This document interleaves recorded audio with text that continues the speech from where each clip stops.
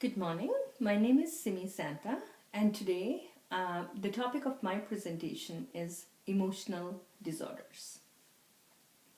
This, as we are all aware, is a very wide topic.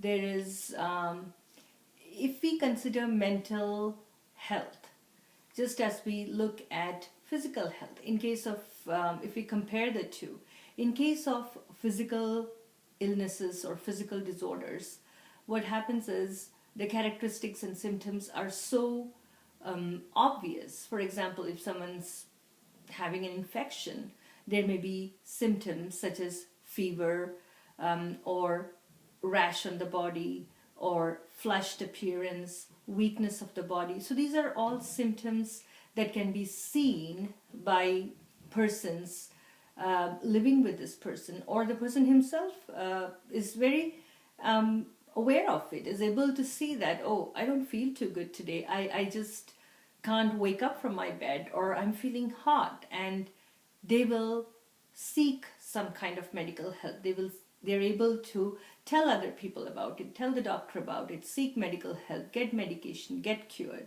So that is what physical health conditions, physical disorders may present themselves with in most cases. But when it comes to mental health disorders, what happens is many a times it is very easy to miss these characteristics or miss these symptoms because of the fact that it is not overt. One is not always able to see the symptoms of a mental health disorder. What a person is thinking, how a person is feeling. Sometimes they may choose to tell other people or choose to show it to others, and sometimes individuals may either themselves be not aware of the disorder, or they may choose not to tell others due to several factors. They may be ashamed to tell. They may wonder that they will be judged if they talk about their fears or phobias or the cognitive distortions that they are experiencing. So the point here is, in any kind of mental health condition, it is critical for people to catch these symptoms very early in the stage of the development of this disorder, because the earlier we are able to intervene, the higher the chances are that the person is able to overcome the disorder or probably get timely help to be able to function normally once again. So, under the umbrella of mental health disorders, we have emotional disorders. Just to give you an example of how mental health disorders can affect not only the person but even the people that they are living with, is what comes to mind is recently in the news, just 2 days back, there was the news of this Australian mother who stabbed 8 children to death. And then, prior to this, what again stands out, this is just one of many, many such incidents happening all over the world. But these stand out because these are very, very gruesome incidents. They are incidents that stick out and stand out as, how could a mother do things like this? So there was another incident, and if everyone has heard the name Andrea Yates, she is a mother who took the life of 5 of her children who were drowned to death by her in her own house in the bathtub. So later we learned that she was diagnosed with manic depressive disorder, and she was also on psychotropic medication. She was prescribed at least for psychosis. So she was a schizophrenia patient affected with schizophrenia who was prescribed medications, but due to several factors, she was probably not taking the medications properly, and it ended up in the loss of the lives of 5 of her children, and now she is behind bars, and her husband, they have separated. So basically, without even her knowledge, she did this, she committed these crimes, and everything is now being blamed to the mental illness that she has.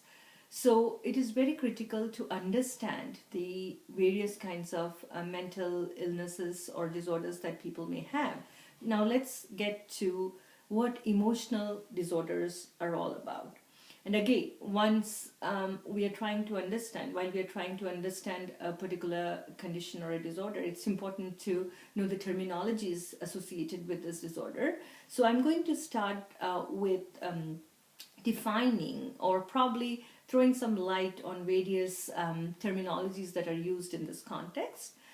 We've all heard the term emotion, feelings, mood, affect. These terms are used very commonly in day-to-day lives, but there is a slight difference in each of these terms, which I would like to bring out. So emotion, basically, when we deal with various situations in our life, what happens is a physiological change takes place as a response to the situation that has presented itself in our lives. Now, as a result of these physiological changes that take place, there is a stirred up state of our mental state. There's a stirred up mental state that we experience, and that stirred up state is the emotion. So basically, emotion, the cause for emotion is the physiological changes which take place as a response to some event or some situation that presents itself. And the emotion, what it does is that it either maintains that situation or it pretty much helps in completely abolishing that causative event. So that is what emotion is, a stirred up state. Now let's look at what feeling is all about. Feeling is actually a subjective experience of the emotion. So we talk about feeling happy, elated, excited, and sometimes we talk about feeling low, feeling depressed, feeling fear, feeling anxiety. So all this is either a positive or a negative reaction to the experience or the event. So feeling is basically, it is a subjective experience of the emotion, and it is either a positive or a negative reaction to the experience or the event. Now let's talk about what mood refers to.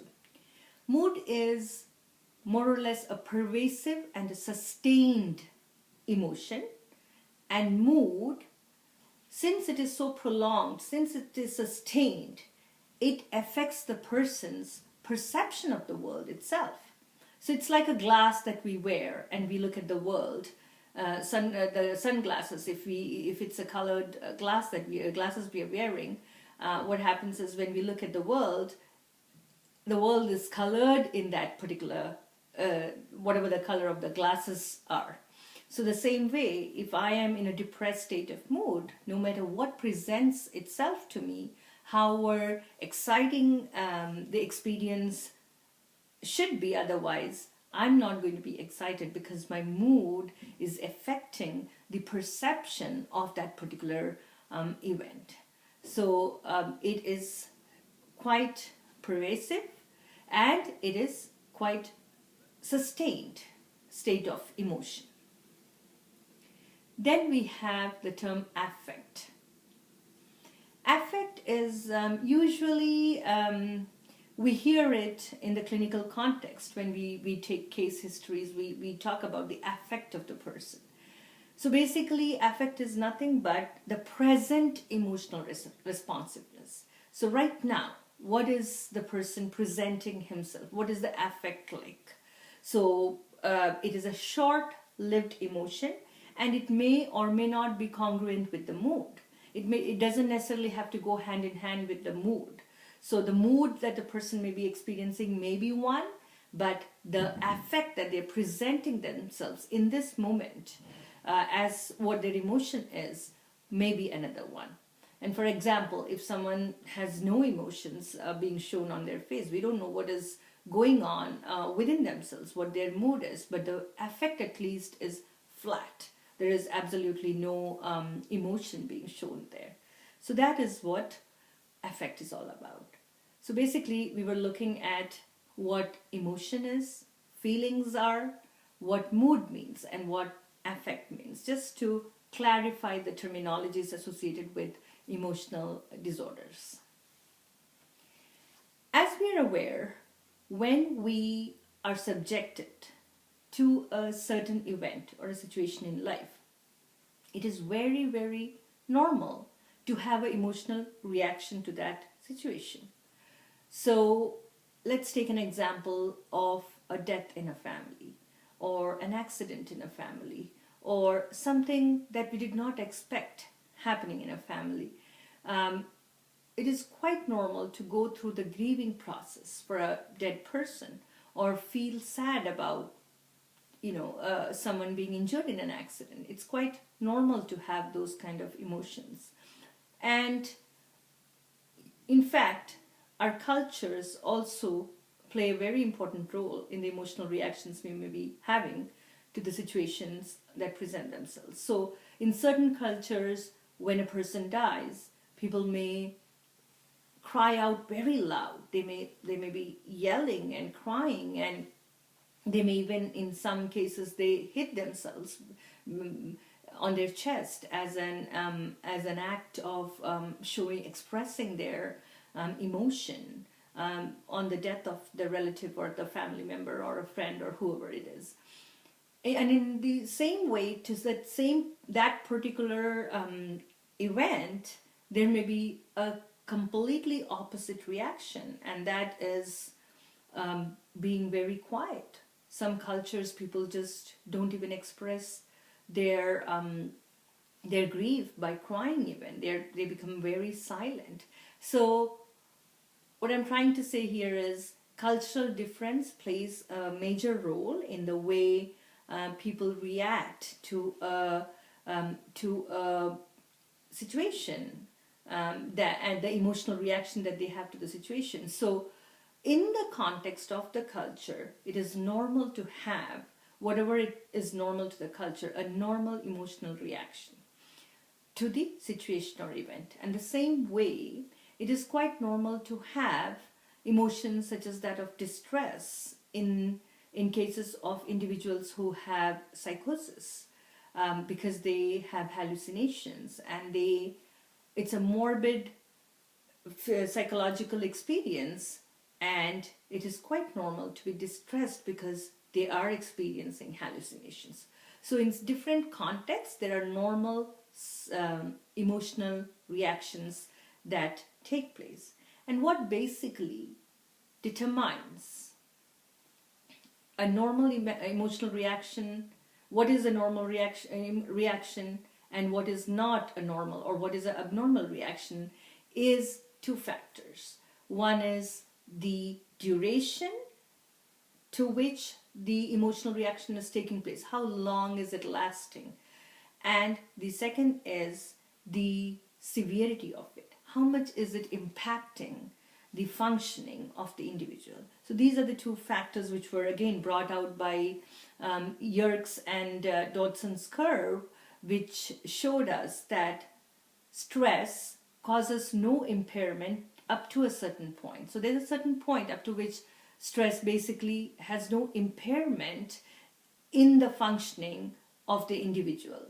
But beyond that point, there is deterioration in functioning. So that point is where a normal emotional reaction now has become an abnormal emotional reaction, and then probably it'll lead to emotional disorders. So the point is determined. That particular point, as given by Yerkes and Dodson's curve, is determined by a variety of factors. Like we all know that we are all different, so our genetic makeup is different, our personalities are different, our predispositions of the personality is different, and the severity of the stressors that we are facing, they are different.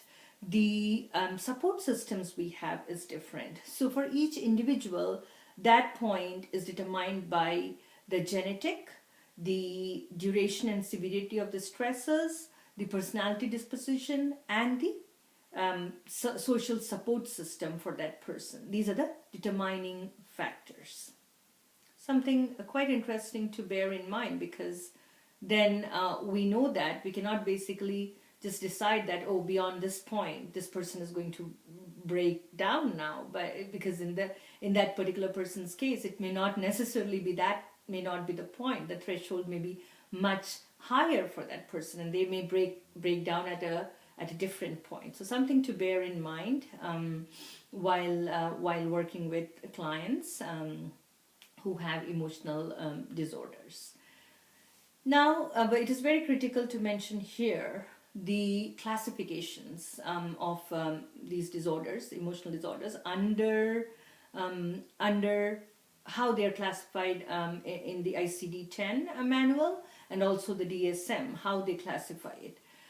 Both in ICD-10 and DSM, these abnormal emotional reactions, they are defined as adjustment disorders with disturbances of mood, including anxiety, depression, other emotions, or disturbances of conduct. That's where they are placed in these in ICD-10 and DSM-4 under the adjustment disorders. Moving on to abnormal emotional reactions. So now we are going to look at the emotional disorders under two main umbrellas, I would like to call it. So one is abnormal emotional reactions, and the other is the way we express. So abnormal expressions of the emotions. One is reactions and one is expressions of the emotions. Under abnormal emotional reactions, there are quite a few disorders, and the very common one that we see around us, and sometimes we also go through them, is anxiety. So anxiety is nothing but a fear for no adequate reason. There's no reason to be fearful of anything, but then an anxious person is fearful of something. We don't know what it is. And not only are they fearful, but this fear is manifested. We see it in various physical symptoms, which it is accompanied with. That fear is accompanied with quite a few of the physical symptoms. The person may feel shortness of breath, may feel dizzy, we may see that they're actually sweating, they may be trembling, their voice may be shaking. There are many, many different ways that anxiety presents, symptoms of anxiety present itself. Now, when the anxiety is now occurring, or basically the symptoms of the anxiety is occurring suddenly there is one of these symptoms, or in combination they occur. So the person is not only sweating, his heartbeat is really high, and he's trembling, and his voice is shaking, and he is having breathing trouble, everything happening suddenly and in combination. That is when we say that the person has now entered a panic attack stage. Okay? Now this anxiety could also be something that is patient may or may not admit.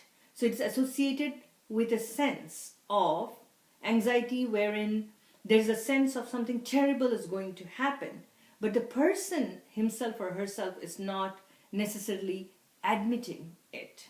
Okay? Is known as anxious foreboding.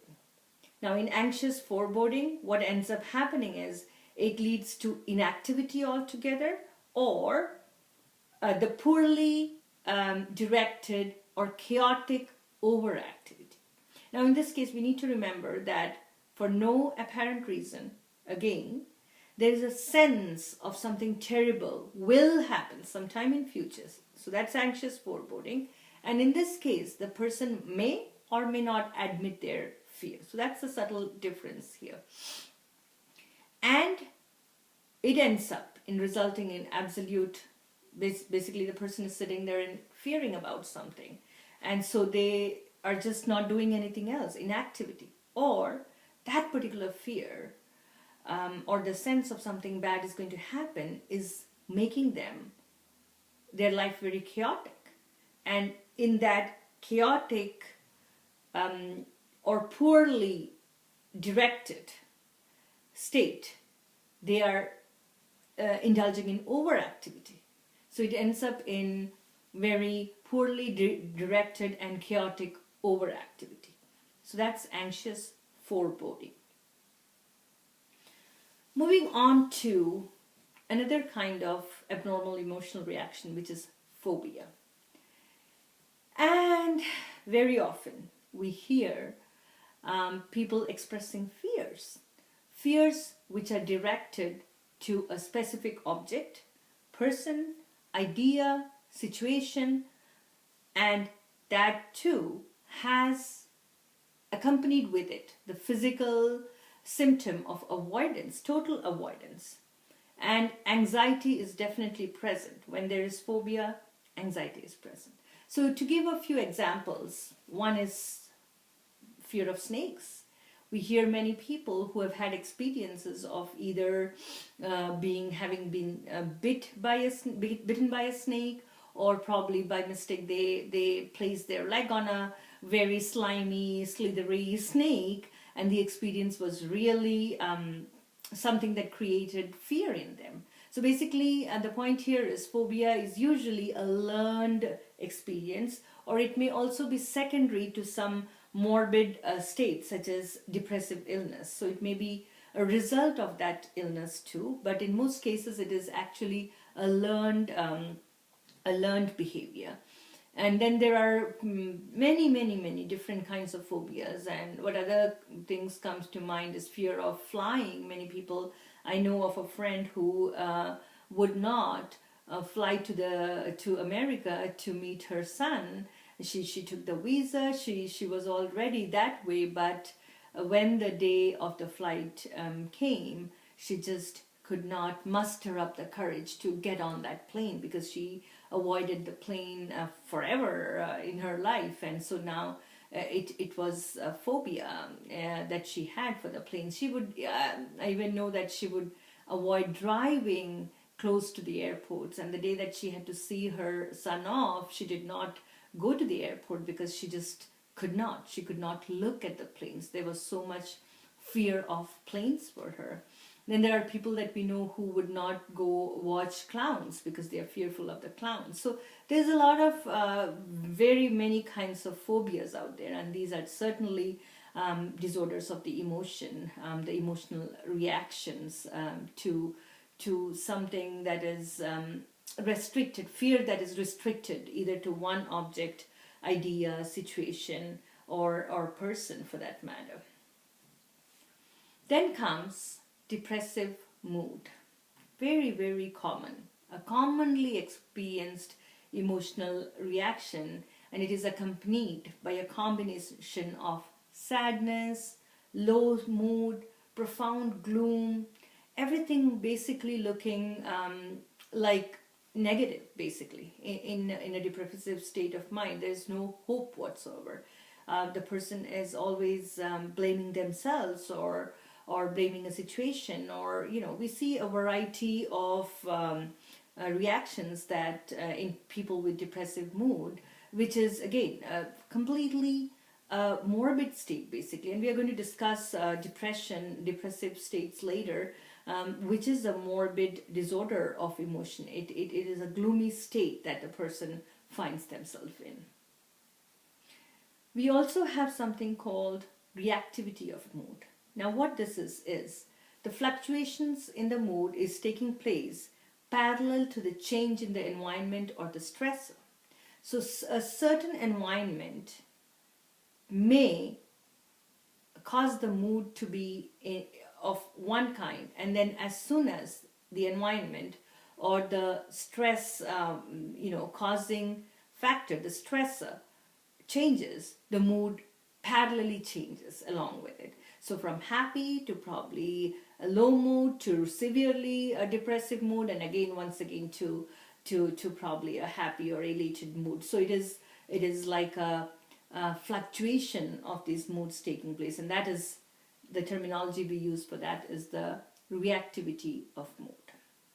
So these were the abnormal reactions of emotions that we looked at right now. So phobia, depressive mood, reactivity of mood, and then before that we had anxiety, anxious foreboding, and we also had panic attacks. So all this were the abnormal reactions of emotions. Okay, now we are going to look at abnormal expressions of emotions. So while again it is very common to express our emotions based on the situation, it is also important to express it in a normal manner. When there are average normal reactions, generally individuals are very aware of it. So usually when it is different from the average normal reaction, generally individuals are aware of their abnormality too.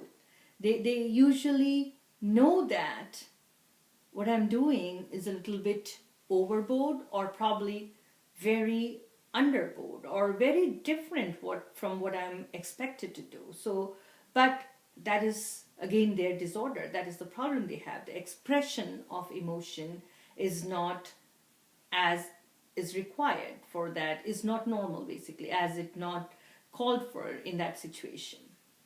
Now, in some cases, again, like I've mentioned before, the excessive abnormal response may be a result of learning or different cultural norms.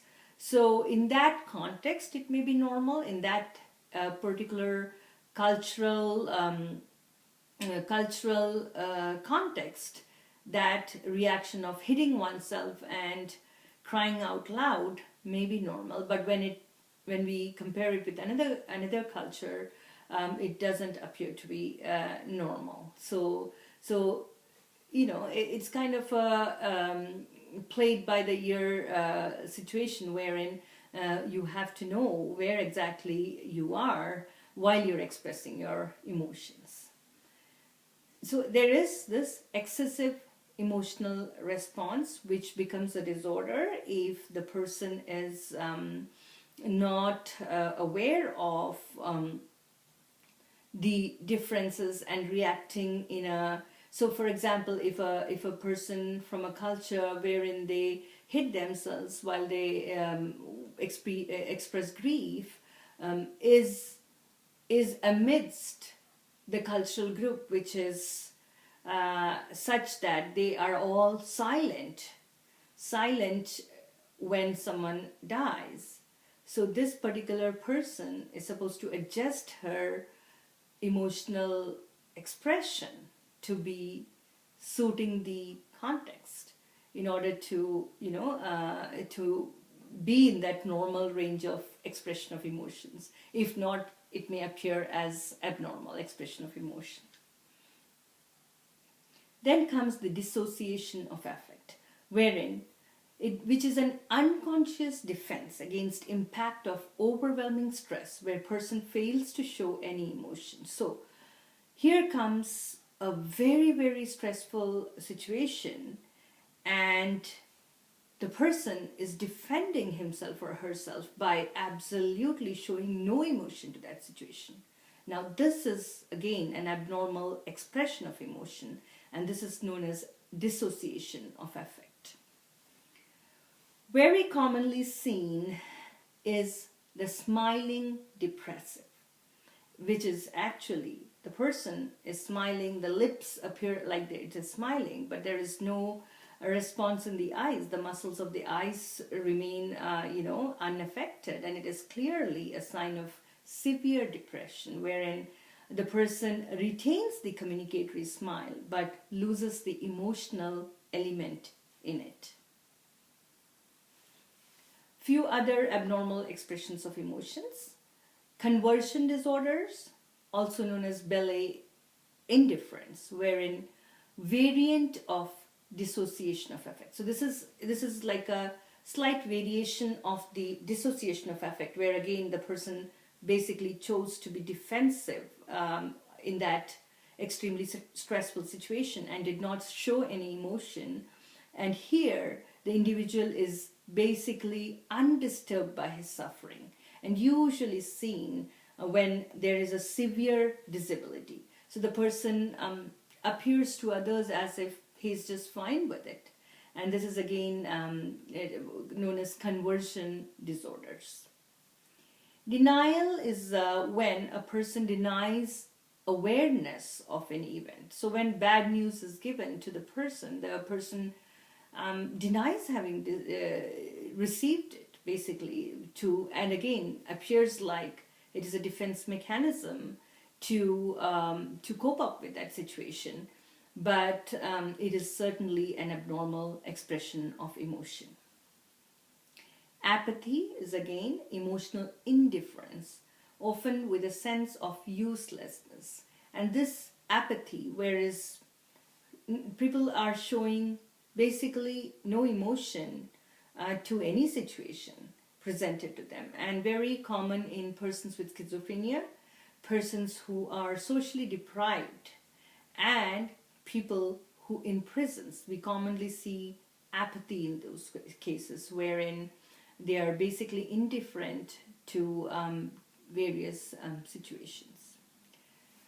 Perplexity is another abnormal expression of emotion, wherein a person we see like a slightly puzzled state and occurring in anxiety, which is also, we can say that there's a mild clouding of consciousness. And it is the beginning, usually seen in cases of the beginning of schizophrenia. A person's, the consciousness seems to be like clouded, and there is, the person is slightly puzzled.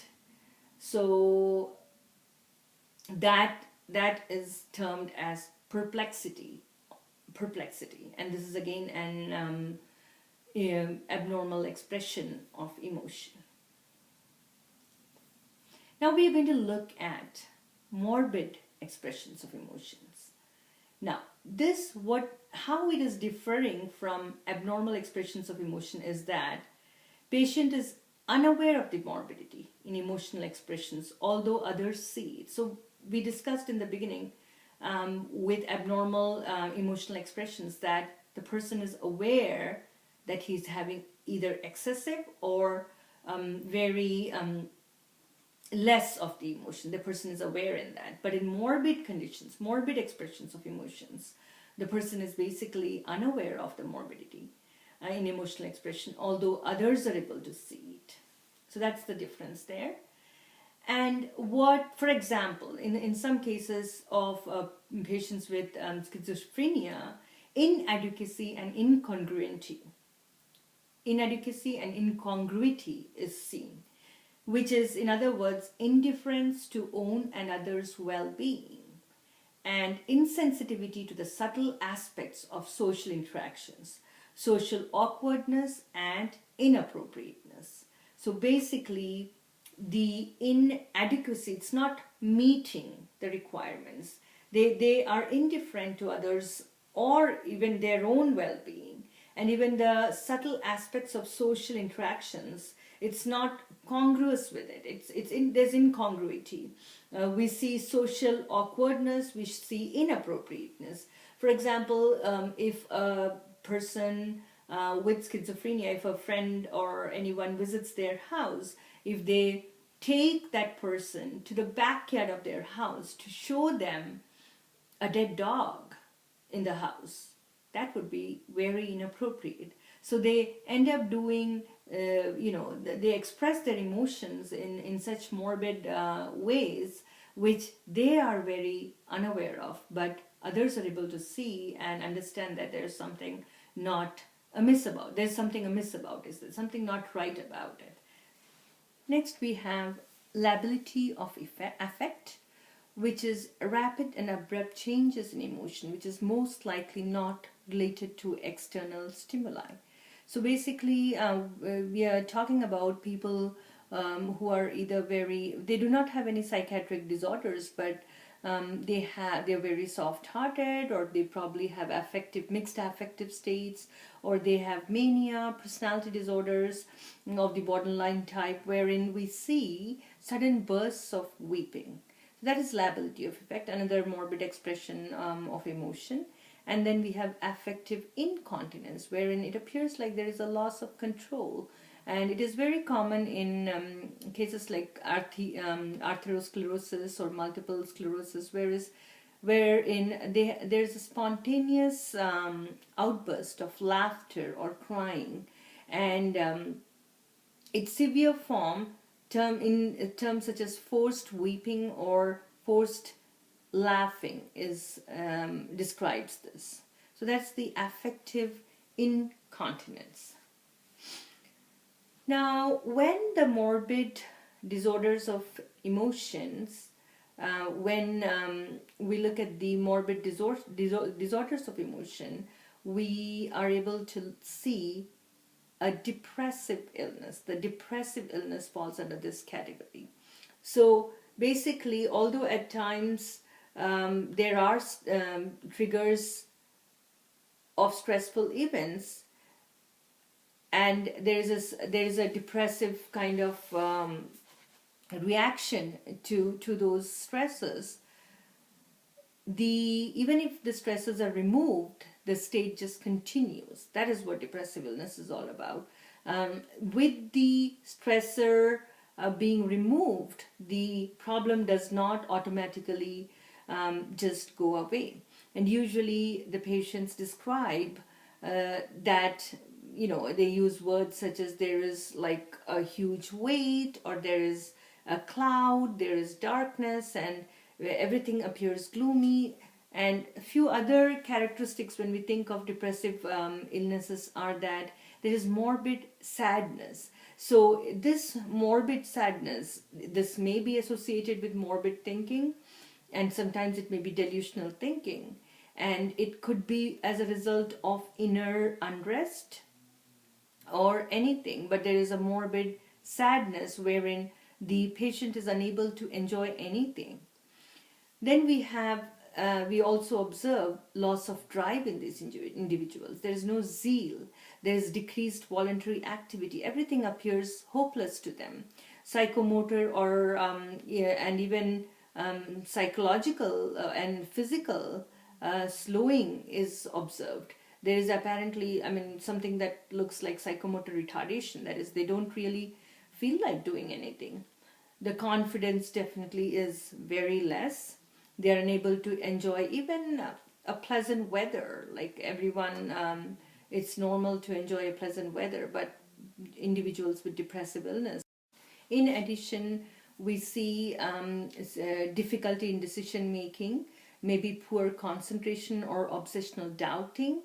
Patient frequently preoccupied by very unpleasant thoughts. That's what depressive illness does to people. They may feel physical symptoms such as tight band around their head, or oppression in the chest with anxiety. And these are like described as vital hypochondrial depression by Schneider, wherein there is this feeling of tightness in the chest.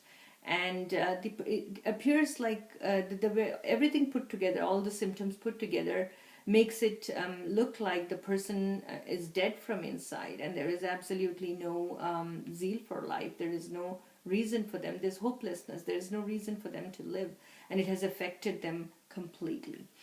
So all those that we just discussed today, they all fall under the category of emotional disorders. And like I mentioned before, the sooner the symptoms are recognized by the individual, by people living with the individual, by people, the sooner these symptoms are recognized by the individual and by the people living with the individual, associated with the individual, the better for the person and for everyone else too. Hope you enjoyed my presentation. Thank you.